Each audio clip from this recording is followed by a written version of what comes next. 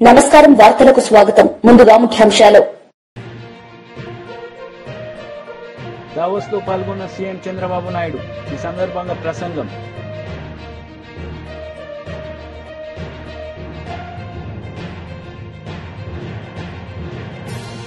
మాజీ మంత్రి జగదీష్ రెడ్డి మీడియా సమావేశం సీఎం రేవంత్ రెడ్డిపై ఫైర్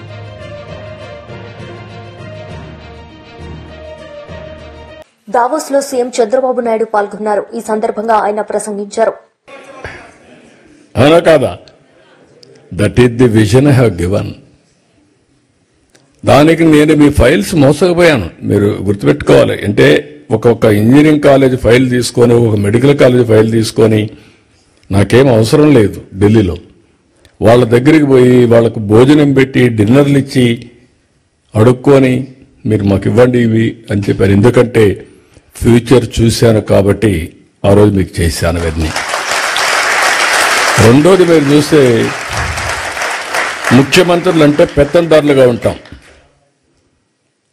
నేను బిల్ గేట్స్ని కలవాలా నేను ఫోన్ చేసి అడిగాను అంబాసిడర్ని minister I want to meet him అని ఆయన ఎవరిని కలవడం లేదండి మిమ్మల్ని కూడా కలవడు రాజకీయ నాయకులతో నాకేం పని లేదంటున్నాడు అన్నారు లేదు నాకు పని ఉంది ఆయనతో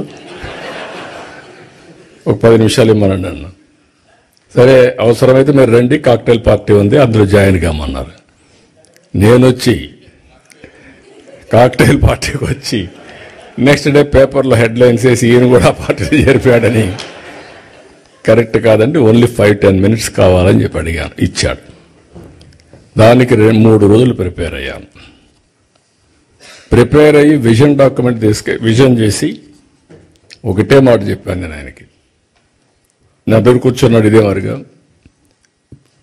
5 మినిట్స్ అన్నారు నేను స్టార్ట్ చేస్తే ఆయన ఇంకేమీ అబ్జెక్షన్ చేయలేదు 45 మినిట్స్ వి స్పెంట్ అప్పుడు నేను విజన్ ఇచ్చాను what is India what is the strength of India in technology అని ఈ ఎంటైర్ అగ్రీడ్ విత్ మీ నేనేం చేయాలి మీకు అన్నాడు మీరు ఏమీ చేయక్కర్లేదు మీ మైక్రోసాఫ్ట్ కంపెనీ హైదరాబాద్లో పెట్టమని అడిగా ఆ రోజు అప్పుడు ఎవరు అడగరు ఓన్లీ సియాటల్లో ఉంది ఎందుకంటే మైక్రోసాఫ్ట్ వస్తే ప్రపంచం అంతా అనుకుంటారు హైదరాబాద్లో ఏమి లేకపోతే వచ్చాడు మైక్రోసాఫ్ట్ పెట్టాడని చెప్పి అన్ని కంపెనీలు వస్తాయి ఫ్లాగ్షిప్ కంపెనీ అని చెప్పి ప్రయత్నం చేశాను జయప్రదమయ్యాను ఈరోజు గర్వంగా చెప్తున్నా ఆ మైక్రోసాఫ్ట్ హైదరాబాద్కు వచ్చింది కాబట్టి తెలుగు బిడ్డ నాదెళ్ల సత్య సీఈఓగా తయారయ్యాడు ఆ కంపెనీకి that is the elevation that is the spirit ఇది ఒక్కొక్కరికి కోరికలు పుడతా ఉంటాయి నేను ఇంజనీరింగ్ కాలేజీలు కడితే ఎవ్రీ రెవెన్యూ డివిజన్లో ఆ engineering college building biggest building అది చూసి నేను కూడా ఈ కాలేజీలో చదువుకోవాలని చదువుకున్న వాడి మీలో కూడా చాలా మంది ఉంటారు అలాంటి స్ఫూర్తిదాయకమైన కాలేజీలు మనం కట్టాం అన్ని లాభాలు వచ్చాయి ఇప్పుడు నేను మిమ్మల్ని కోరేది ఏంటంటే ఇక్కడి నుంచి నెక్స్ట్ స్టెప్కు మనం వెళ్దాం ఇప్పుడే లోకేష్ గారు చెప్పినట్టు overseas man power company Andhra Pradesh Seetha శర్మని ఒక అమ్మాయిని తీసుకొచ్చి సీఈఓగా పెట్టారు స్ట్రెంగ్తన్ చేస్తాం ఎన్ఆర్టీ రవి కూడా ఇక్కడే ఉన్నాడు ఒక్కొక్క దేశంలో ఒక ఎన్ఆర్టీ మొత్తం కూడా మీరు మొబిలైజ్ చేసి లీడర్స్గా ఉన్నారు తెలుగుదేశం పార్టీ ఎన్ఆర్ఐ వాళ్ళు ఎన్ఆర్ఐలో ఉంటారు ఎన్ఆర్టీలో కూడా మీరు ఉండి ఎన్ఆర్టీని బలపరిస్తే గవర్నమెంట్ పరంగా వచ్చినప్పుడు ఇప్పుడు నేను కూడా ఒక పక్క ముఖ్యమంత్రిని ఒక పక్క పార్టీ అధ్యక్షుడిని ఈ 2 బాధ్యతలు నిర్వహించినప్పుడు that is political governance political mandate తీసుకున్నాను ముఖ్యమంత్రి అయ్యాను పార్టీ అధ్యక్షుడిగా నేను హామీలు ఇచ్చాను అవి నెరవేరుస్తాను పార్టీ కార్యకర్తలు మీరందరూ కూడా పార్టీకి సపోర్ట్ చేసిన వాళ్ళే మీ రుణం తీర్చుకోవాలి తగిన విధంగా ప్రతి ఒక్క రుణం తీర్చుకోవడానికి నేను అన్ని విధాల ప్రయత్నం చేస్తున్నాను అది వచ్చినప్పుడు ఎన్ఆర్టీ ఉంటుంది ఎన్ఆర్ఐ ఉంటుంది మూడోది ఈ 2 చేసిన తర్వాత ఏ విధంగా మిమ్మల్ని ప్రమోట్ చేయాలని ప్లానింగ్ చేయాలి ఎంపవర్ చేయడానికి ఎప్పుడు కూడా నిరంతరం ఒక పని జరిగిందంటే ఆ పని చూసుకొని మీరు ఆనందపడిపోతే మీరు అక్కడే ఉంటారు తూతుగా అంటే ఇన్ ది సెన్స్ ఒక అవకాశం వచ్చింది ఉపయోగించుకున్నారు అక్కడికే సాటిస్ఫై అయితే కరెక్ట్ కాదు అట్లా కాకుండా మనం పవర్ఫుల్ కమ్యూనిటీ, పవర్ఫుల్ వ్యక్తులు కావాలంటే నిరంతరం ఆలోచించాలి, శ్రమ చేయాలి. నేను అందుకే రాత్రి కూడా ఒక అర్ధగంట నాకు టైం దొరికితే రామ్మోహన్ నాయుడు కూడా గట్టిగా చెప్పాను. నేను చెప్పాలని చెప్పా. ఫ్లైట్లో వచ్చాడు. ఫ్లైట్లో వస్తే ఒక గంట చెప్పాను ఏమేం చేయాలి, ఎట్లా చేయాలి. మీకు యంగ్స్టర్స్ మీకు అవకాశం వచ్చింది. అతి చిన్న వయసులో నువ్వు కేంద్ర మంత్రి అయ్యావంటే అది ఒక అవకాశం వచ్చింది. ఈరోజు ఆ అవకాశాన్ని అందిపుచ్చుకొని ప్రజలకు శాశ్వతంగా మెరుగైన సేవలు చేయడానికి మీరు ప్లాన్ చేయాలి. ప్రజల తాగునీటి అవసరాలను తీర్చేందుకు అధికారులు చొరవ చూపాలని అమీన్పూర్ మండల బీజేపీ అధ్యక్షుడు ఈర్ల రాజముద్రాజ్ డిమాండ్ చేశారు. ఏం జరిగింది? నువ్వు చెప్పిన ప్రకారం మేము ముందుకు పోయినాం కదా, మరి ఎందుకు వాళ్ళు ఇబ్బంది పెడతారు? ఏమైంది సార్ చెప్పండి. పని కావాలి, మేము మాకు ఎంత రెస్పెక్ట్ ఇస్తామో మేము అంతకంటే డబల్ ఇస్తాం. కానీ తేడా వస్తే మాత్రం మేము అసలు ఊరుకునే పరిస్థితి ఉండదు. ఎందుకంటే ఎవరికైనా కడుపుంటది, ఎవరికైనా ఉంటది. మాకు పని కావాలి. 15 దగ్గర ₹1 తక్కువ ఇస్తామే దండం పెడతామంట. మునుగోడు శాసనసభ్యుడు కోమటిరెడ్డి రాజగోపాల్ రెడ్డి గారిని జూబ్లీహిల్స్ లోని వారి నివాసంలో మర్యాదపూర్వకంగా కలిసిన టీపీసీసీ ప్రధాన కార్యదర్శి డాక్టర్ అద్దంకి దయాకర్ అన్న.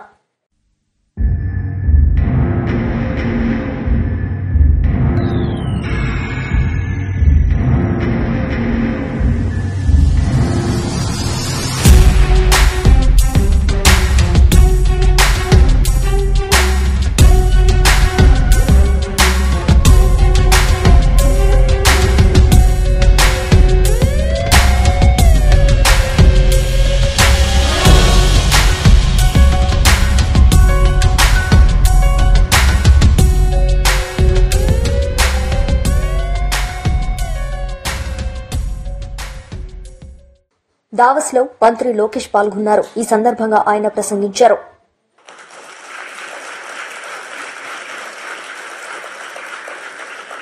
బాబు గారు 4సారి ముఖ్యమంత్రి అయ్యారు. కానీ రాము అన్నట్టు మా అందరికన్నా స్పీడ్. సో రాము అడిగాడు, అన్నా నువ్వు ఢిల్లీ ఫ్లైట్లో వస్తున్నా అంటే, డోస్ నీకు జాలేరా, నేను వద్దా ఫ్లైట్లో, నేను బాంబే నుంచి వస్తానని చెప్పా. కరెక్ట్ గా విఐపీ లాంచ్ లో దిగిన తర్వాత అడిగా రాముని, ఎలా ఉందిరా ఫ్లైట్ అంటే, అన్న పడింది నాకు అన్నాడు. అంటే చంద్రబాబు నాయుడు గారు ఒక సోర్స్ ఆఫ్ ఎనర్జీ. ఆయనకి చాలా అద్భుతమైన ఐడియాస్ ఉంటాయి. ఆ ఎనర్జీలో మనం ఎంత నింపుకుంటాం అనేది చాలా చాలా ఇంపార్టెంట్. కానీ ఒక్కసారి చంద్రబాబు నాయుడు గారి జీవిత చరిత్ర చూస్తే అనేక ఇబ్బందులు ఎదుర్కొని పైకి ఎదిగిన వ్యక్తి. కేవలం రాజకీయాల్లో కాదు, ఈజ్ అ సీరియల్ ఆంటర్‌ప్రెన్యూర్. ఇక్కడ చాలా మందికి తెలియదు ఆ విషయం. ఇక్కడ మీలో చాలా మంది ఆంటర్‌ప్రెన్యూర్స్ అవ్వాలనుకుంటున్నారు. ఆయన సుమారుగా 4 కంపెనీలు స్టార్ట్ చేశారు, 3 ఫెయిల్ అయినాయి. 4వది హెరిటేజ్ ఫుడ్స్. 3 ఫెయిల్ అయినాయని ఆయన ఏనాడు బాధపడలేదు, ఇబ్బంది పడలేదు, ఇంట్లో పడుకోలేదు. 80% సక్సెస్ అవ్వాలని ఆయన వెళ్ళారు. రాజకీయాల్లో మనం చూసాం, ముఖ్యమంత్రిగా దేశం మొత్తం ఆయన వైపు చూసే విధంగా నాయకుడిగా ఆయన ఎదిగిన, రాజకీయాల్లో హైస్ ఉంటాయి, లోస్ ఉంటాయి. ఆయన ఎప్పుడూ ఆయన హైని లో ఎటు తీసుకున్నారు అట్టనే తీసుకున్నారు. వాస్తవంగా మాకు లోయెస్ట్ పాయింట్ బాబు గారిని అరెస్ట్ చేసినప్పుడు, బహుశా ఇక్కడున్న అందరు కూడా అది మన జీవితంలో లోయెస్ట్ పాయింట్. నేనున్నాను అక్కడ, నేను చూసా ఆయన ఎక్కడ అధైర్యపడలా. చూశారు, జడ్జి వైపు కూడా నవ్వుతా చూసి నడుచుకుంటూ వెళ్ళారు. ఎక్కడ అధైర్యపడలా. 52 రోజులు ఆయన బంధిస్తే మేము వెళ్ళేవాళ్ళం ములాఖాత్కి. మళ్ళీ అక్కడ కూడా మాకు అక్షంతలు పడేది. మొత్తం ఆయన చదివేసేవారు డాక్యుమెంట్లు, నోటింగ్స్తో సహా మాకు చెప్పారు, ఇక్కడ మీరు వీక్గా ఉన్నారు, ఇక్కడ చూసుకోండి, ఇక్కడ జాగ్రత్తగా ఉండండి. ఎప్పుడు అధైర్యపడలా. ఆయన బయటకు వచ్చిన తర్వాత కూడా ఒక సింహం లాగా వచ్చారు. ఆ విజువల్స్ మనందరం చూసాం. ఇది మీ అందరికి ఎందుకు చెప్తున్నానంటే, జీవిత ప్రయాణాల్లో మనందరం అనేక ఇబ్బందులు ఎదుర్కొంటాం. ఒక ఆంటర్‌ప్రెన్యూరల్ జర్నీ అవ్వచ్చు, పొలిటికల్ జర్నీ అవ్వచ్చు, మనందరం అనేక ఇబ్బందులు ఎదుర్కొంటాం. కానీ నమ్ముకున్న దానికోసం అహర్నిశలు కష్టపడితే మనం ఆశించింది ఆలోచించింది సాధించగలుగుతామన్న నిజం స్వరూపం గౌరవ ముఖ్యమంత్రి చంద్రబాబు నాయుడు గారు. ఎన్ఆర్ఐస్ అంటే నాన్ రెసిడెంట్ ఇండియన్స్ అంటారు, నాకు మటుకు మీరు ఎంఆర్ఐస్, మోస్ట్ రిలయబుల్ ఇండియన్స్. మీరు యూరోప్కి వచ్చి దశాబ్దాలైనా మీ మనసు ఎప్పుడు ఆంధ్ర వైపు ఉంటుంది. 2019 నుంచి 24 వరకు రాష్ట్రం దారి తప్పిందే, మన అనేక ఇబ్బందులు ఎదుర్కొంటున్నాం, మన పరువు పోతుందని చాలా మంది నన్ను కలిశారు, నాతో మాట్లాడారు, నాకు వాట్సాప్లో మెసేజ్ పెట్టారు. వాళ్ళందరూ ఒకటి చెప్పా, కలిసికట్టుగా పోరాడితేనే ఆ సైకోని మనం తరిమి కొట్టచ్చని. అది చేసి చూపించాం, కలిసికట్టుగా సాధించాం. 93% కాదు రాము, 94% సీట్లు మనం గెలిచాం, 1% తగ్గించాం. అది మనందరి కృషి. ఆ 5 సంవత్సరాల్లో ఇక్కడున్న మీ అందరి సహకారంతో అనేక సంక్షేమ అభివృద్ధి కార్యక్రమాలు కూడా మనం చేశాం. అమరావతి ఉద్యమం కానివ్వండి. బీజేపీ లీడర్ మీడియా సమావేశం నిర్వహించారు. ఈ సందర్భంగా పలు అంశాలపై ఆయన మాట్లాడారు. అన్ని మోర్చాలు కూడా ఒక 1 year అయింది, 365 రోజులు పూర్తి చేసుకున్నాము అన్ని మోర్చాలు. ఈ రోజుకు 366వ రోజు. ఈ రోజే ఓబీసీ మోర్చా ఈ డైరీని కూడా రిలీజ్ చేయడం చాలా సంతోషం. దానికి బీజేపీ రాష్ట్ర ప్రధాన కార్యదర్శి అన్న కాసం వెంకటేశ్వర గారు, మా ఓబీసీ మోర్చా పదాధికారులు అందరూ ఇక్కడికి వచ్చారు. అలాగే ఈరోజు మా డైరీ రిలీజ్ చేస్తున్నాం. ఈ నెల తర్వాత ఫిబ్రవరి తర్వాత రాష్ట్రంలో బీసీలను హామీలిచ్చి ఈ ప్రభుత్వం ఏ విధంగా మోసం చేసిందో, ఈ 365 రోజులు డైరీ ఎట్లుంటుందో మా కార్యక్రమం అట్లా ముందు తీసుకుపోవాలని నిర్ణయం చేసుకొని ఈ ఫిబ్రవరి 1 తర్వాత మా ఓబీసీ కార్యక్రమాలు కూడా ప్రజల సమస్యల మీద, రేషన్ కార్డుల మీద, ఈ గురుకులాల మీద, అనేక విషయాలు, ఫీజు రింబర్స్ మీద మేము గురుకులాలను సందర్శిస్తే కలెక్టర్ దగ్గర ఆర్డర్ తెప్పించి గురుకులాలలో బయట వాళ్ళు ఎవరు రావద్దని కూడా పెట్టిండ్రు. చాలా సమస్యలు ఉన్నాయి. ఈరోజు ఓన్లీ ఇది డైరీ ఆవిష్కరణ సంబంధించిన విషయం కాబట్టి ఇక్కడ వచ్చిన పెద్దలందరికీ, ముందు కూర్చున్న చాలామంది బీసీ నాయకులు కూడా ఇక్కడ ఉన్న వాళ్ళందరికీ నమస్కారం చేస్తూ ఇప్పుడు అన్న కాసమన్న చేతుల మీదుగా ఈ డైరీని మాజీ మంత్రి జగదీష్ రెడ్డి మీడియా సమావేశం నిర్వహించారు. ఈ సందర్భంగా ఆయన మాట్లాడారు. అమ్మిచ్చినాం, రైతు నష్టపోకుండా చూసినాం. కానీ సంవత్సర కాలంలో ఇప్పటికి 2 సార్లు రైతాంగం 1800, 1600, 1700 కూడా అమ్ముకోవాల్సిన దుస్థితి నువ్వు కల్పించినావు. మిల్లర్లతో కుమ్మక్కై దాదాపు వాళ్ళకాడ 300-400 కోట్ల రూపాయలు దొబ్బి మిల్లర్ల దగ్గర రైతులను దళారీలకు వదిలేసి రైతులను నాశనం చేసింది నువ్వు. ఇవాళ చర్చ చేసుకుంటున్నారు మొత్తం జిల్లా రైతాంగం అందరూ కూడా, ప్రతి ఒక్కరు చర్చ చేసుకుంటున్నారు. ఆ రోజు ఏముండే, ఈ రోజు ఏముండే, ఎట్లా ఉండే అనేది సిగ్గుండాల మాట్లాడడానికి. నిజమే, ఎందుకు లాగదడుస్తుంది నీకు ఇవాళ? కేటీఆర్ వస్తాడు అంటే మొన్నటి కనుక మా మిత్రులు ఇతరులు చెప్తుంటే విన్నా నేను చాలా సందర్భాల్లో, నువ్వేదో తాగి లాగు జరుపుకుంటామని. కానీ ఇప్పుడు కేటీఆర్ వస్తుండే లాగు జరుపుకుంటున్నావు, బీఆర్ఎస్ జెండాను చూస్తే లాగు జరుపుకుంటున్నావు. ఎందుకు? నీకు చేతనైతే దమ్ముంటే జిల్లా యంత్రాంగాన్ని చెప్పించి పర్మిషన్ ఇప్పి, నీ వల్లనే, నీ ఒత్తిడి వల్లనే అనుమతి రద్దయిందనే సంగతి నాకు తెలుసు. కానీ ఎక్కువ రోజులు ఆపలేవు. ఇంకోటి ఏంది, వాళ్ళు రాసిన కారణం ట్రాఫిక్ ఇబ్బంది అయిందట. నల్గొండ క్లాక్ టవర్ సెంటర్లో తెలంగాణ ఉద్యమం ప్రారంభమైన ముందు నుంచి, ఇంకా అంతకంటే ముందు నీ కాంగ్రెస్ పార్టీ పెట్టినా, కమ్యూనిస్ట్ పార్టీలు పెట్టినా, తెలుగుదేశం పెట్టినా, బీజేపీ పెట్టినా, ఇంకా ఏ ఇతర ప్రజా సంఘాలు చేసినా అక్కడే కదా అందరం కార్యక్రమాలు చేసింది, రాజకీయ కార్యక్రమాలు, జేఏసీ కార్యక్రమాలు సంవత్సరాల తరబడి. ఇంకా ఆ రోజు కంటే ఇప్పుడు వెడల్పు ఎక్కువైంది.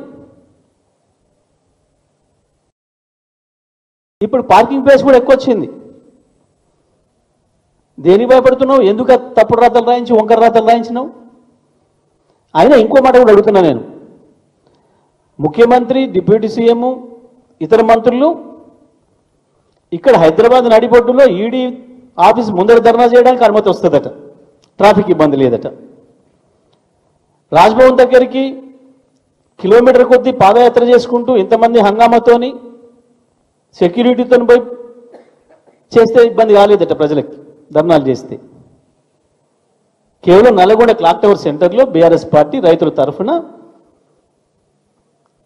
కేటీఆర్ గారి ఆధ్వర్యంలో ధర్నా నిర్వహిస్తే దానికే ట్రాఫిక్ ఇబ్బంది అయిందట.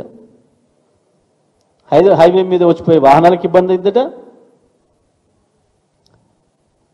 R&B centre Nalgonda clock tower చౌరస్తాలో ట్రాఫిక్ ఇబ్బంది అవుతారు. ఇది కారణాలు. నవ్వుకుంటున్నారు ప్రజలు నిన్ను చూసి, ఏ రకంగా భయపడుతున్నావో నువ్వు. ఇక జిల్లా అభివృద్ధి గురించి మాట్లాడుతున్నావు, నా గురించి మాట్లాడుతున్నావు. దమ్ముందా? నిలబడతావా చర్చకు? నాతో కూడా అక్కర్లేదు. వాస్తవానికి నల్గొండలో నిన్ను ఓడగొట్టిన ఎమ్మెల్యే మా భూపాల్ చాలు, లేదా నల్గొండ జిల్లాలో 12 నియోజకవర్గాల్లో ఎక్కడైనా సరే మా గత శాసనసభ్యులు చర్చ చేయడానికి సిద్ధంగా ఉన్నారు. 40-50 ఏండ్లుగా జిల్లాను మీకు అప్పచెప్తే మీ దౌర్భాగ్య పరిపాలనలో అద్భుతంగా వ్యవసాయంలో వెలసిల్లిన నల్గొండ జిల్లా, నాగరికతలో ముందున్న నల్గొండ జిల్లా మీ అనాగరిక చర్యల వల్ల. మాజీ మంత్రి బొత్స సత్యనారాయణ మీడియా సమావేశం నిర్వహించారు. ఈ సందర్భంగా ఆయన మాట్లాడారు.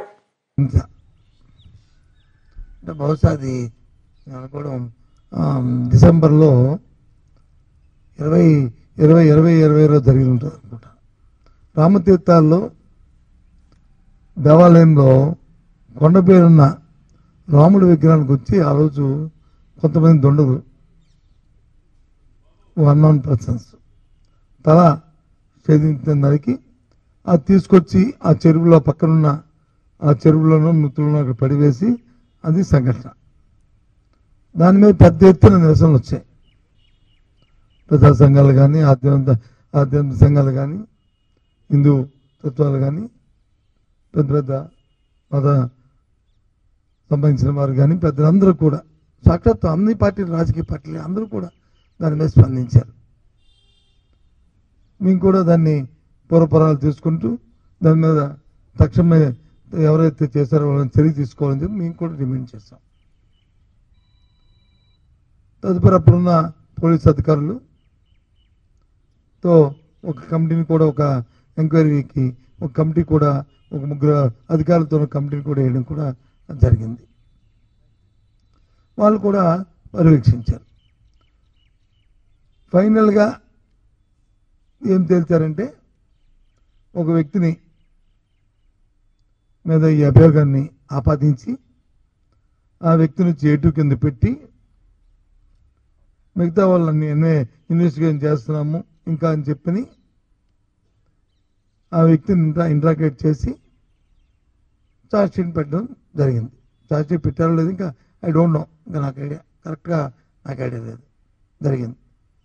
సంఘటన జరిగి ఎన్నాళ్ళు అయింది? ఇప్పటికి దగ్గర 3 సంవత్సరాలు, 2.5 సంవత్సరాల పైన అయింది.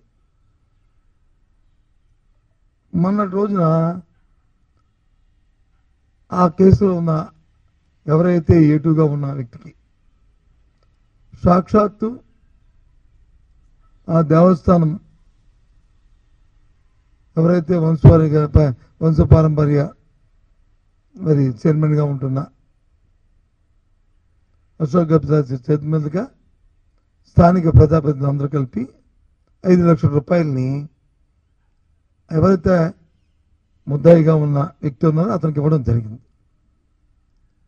ఆ డబ్బు కూడా ఎవరిది? పార్టీది కాదు,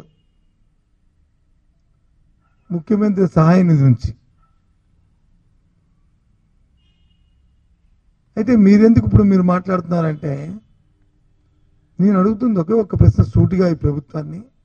బీఆర్ఎస్ లీడర్ మీడియా సమావేశం నిర్వహించారు. ఈ సందర్భంగా ఆయన మాట్లాడారు. ఏదైతే రైతులకు హామీ ఇచ్చినాడో, రుణమాఫీ చేస్తామని చెప్పిండు,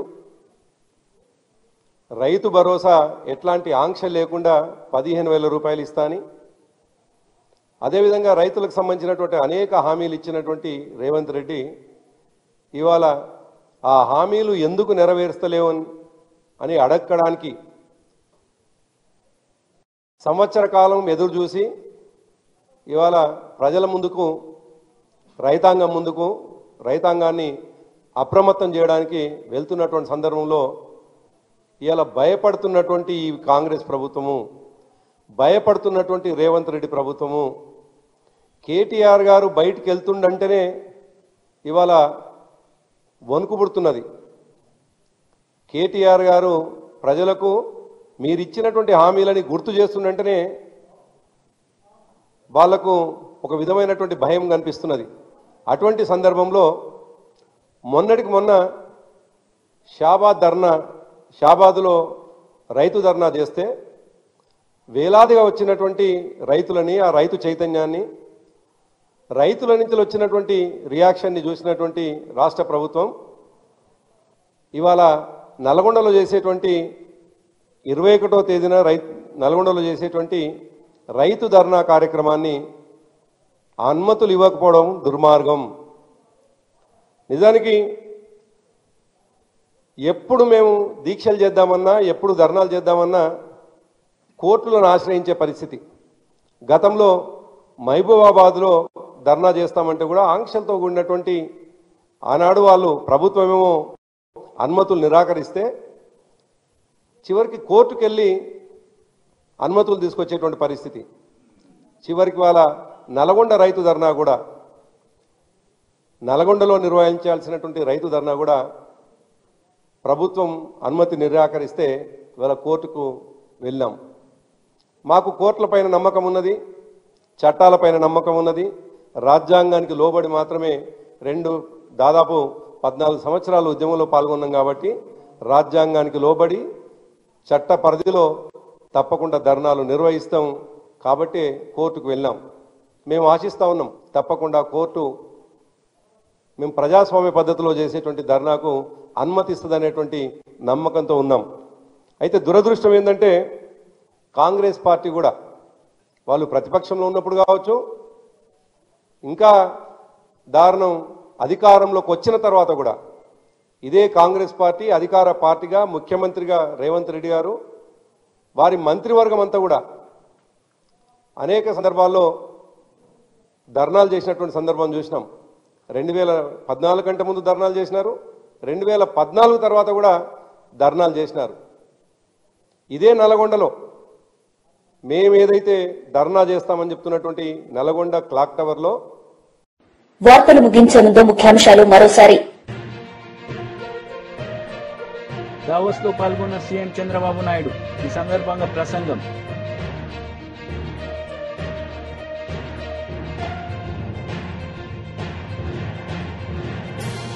మాజీ మంత్రి జగదీష్ రెడ్డి మీడియా సమావేశం, సీఎం రేవంత్ రెడ్డిపై ఫైర్.